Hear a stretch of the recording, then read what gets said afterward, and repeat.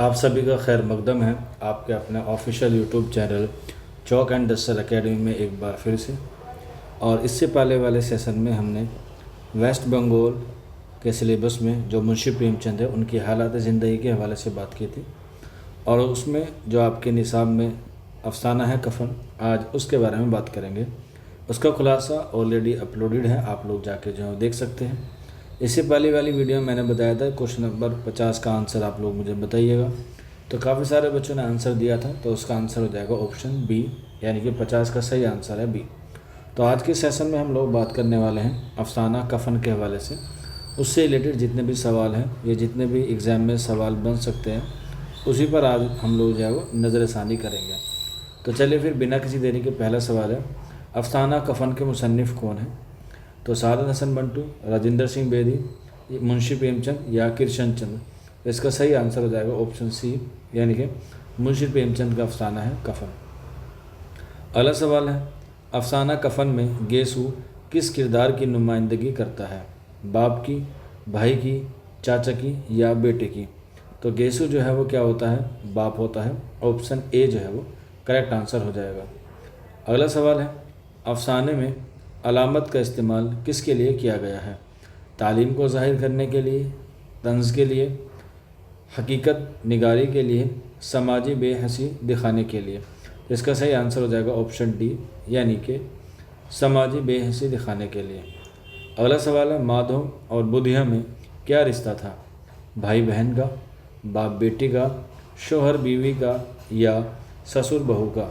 तो इसका सही आंसर हो जाएगा ऑप्शन सी, यानी कि शोहर और बीवी इसके दुरुस्त आंसर है।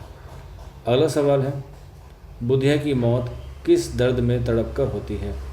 दर्द ज़ेन, सीने के दर्द से, भूख से या ऑप्शन डी है हड्डियों के दर्द से?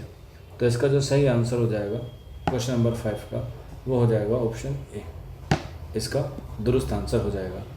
आगे बढ़ते हैं अगले सवाल की तरफ। क्वेश्चन नंबर हमारे पास 6 हैं, यानी कि 6। अफसाना कफन में गांव में किन लोगों का था, यानी कि गांव किन लोगों का था? इसका सही आंसर हो जाएगा ऑप्शन ए। आगे बढ़ते हैं अगले सवाल की तरफ। क्वेश्चन नंबर 7, कफन में मुंशी प्रेमचंद ने किन हालात को दिखाया है? अमीरी को, औरतों के, गुर्बत के या आदमियों के? तो इसमें सही आंसर हो जाएगा ऑप्शन सी, यानी कि गुर्बत के। अगला सवाल, अफसाना कफन में गेसू कितनी उम्र बताई गई है? 40 साल, 70 साल, 60 साल या 50 साल? सही आंसर हो जाएगा ऑप्शन बी, यानी कि 70 साल। अगला सवाल, बुधिया ने माधो के ख़ानदान में किस चीज़ की बुनियाद डाली? तालीम की, नौकरी की, तमद्दुन की या काम की? तो इसका जो सही आंसर हो जाएगा ऑप्शन डी, यानी कि काम की। आगे बढ़ते हैं अगला सवाल, गेसू, इसको स्किप कर सकते हैं, ये सवाल थोड़ा सा अटपटा है। आगे बढ़ते हैं, अफसाना कफन में गेसू किसकी बारात का जिक्र करता है? ज़मींदार की, ठाकुर साहब की, काश्तकार की या मज़दूरों की? तो सही आंसर हो जाएगा ऑप्शन बी, यानी कि ठाकुर साहब की बारात का जिक्र करता है। अगला सवाल, इसको भी स्किप कर सकते हैं क्योंकि ये भी जो है वो थोड़ा सा गलत सवाल है, टाइपिंग गलत हुई है, इसलिए इसे छोड़ देते हैं। अगला सवाल है, बुधिया के इंतकाल के बाद गेसू किस आवाज़ में ज़मींदारों को इत्तला देता है? सरकार, माधो की घरवाली कल रात गुजर गई। सरकार, माधो की घरवाली नहीं रही। सरकार, माधो की बीवी का इंतकाल हो गया या सरकार, माधो की औरत मर गई? तो इसका सही आंसर हो जाएगा ऑप्शन ए कि घरवाली कल रात गुजर गई। अगला सवाल, ज़मींदार साहब ने गेसू को कितने रुपए दिए? इसके भी जो है वो ऑप्शंस सारे गलत हैं। आगे बढ़ते हैं, अफसाना कफन के 2 मरकज़ी किरदार कौन से हैं? क्वेश्चन नंबर 15 है, तो सही आंसर हो जाएगा माधो और गेसू। आगे बढ़ते हैं क्वेश्चन नंबर 16, माधो और गेसू का ताल्लुक किस ज़ात से था? तो इसका सही आंसर हो जाएगा ऑप्शन सी। आगे बढ़ते हैं अगला सवाल, बुधिया के कफन के लिए पैसों का इंतज़ाम कैसे हुआ? चंदे से, कर्ज़े से, पंचायत से या फ़रोख्त से? तो इसका सही आंसर हो जाएगा ऑप्शन ए, यानी कि चंदे से। अगला सवाल, बुधिया की मौत पर माधव और गेसू का रवैया कैसा था? जज्बाती, मायूसी, लापरवाह, खुदगर्ज या रंजीदा। तो इसका सही आंसर हो जाएगा ऑप्शन सी, लापरवाह और खुदगर्ज। आगे बढ़ते हैं। अफसाने कफन का क्या पैगाम देता है? अफसाना कफन क्या पैगाम देता है? मोहब्बत करो, माशरती हमदर्दी का अंजाम, नेकी का बदला या वफादारी की अज़मत। तो इसका सही आंसर हो जाएगा ऑप्शन बी, यानी कि माशरती हमदर्दी का अंजाम। आगे बढ़ते हैं। अगला सवाल, अफसाना कफन किस ज़बान में लिखा गया? उर्दू, फ़ारसी, अरबी और हिंदी।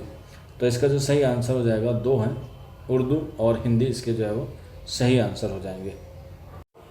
आगे बढ़ते हैं। सबसे बड़ी बेहसी किस वक्त दिखाई गई? बुधिया को मरता देखकर, कफन न लेकर, कफन के पैसे से खाने में उड़ाकर या इलाज ना कराना। तो इसका सही आंसर हो जाएगा ऑप्शन सी। अगला सवाल, प्रेमचंद ने कफन के ज़रिए कौन सा सच दिखाया है?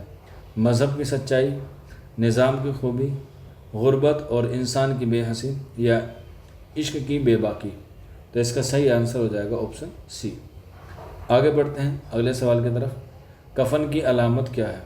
गुर्बत, कर्ज, मरने वाले के लिए आखिरी एहतराम, याद दिखावा। तो इसका सही आंसर हो जाएगा ऑप्शन सी, यानी कि मरने वाले के लिए आखिरी एहतमाम। क्योंकि गांव वाले जो है वो सारा चंदा इकट्ठा इसलिए देते हैं ताकि बुधिया को कफन नसीब हो जाए।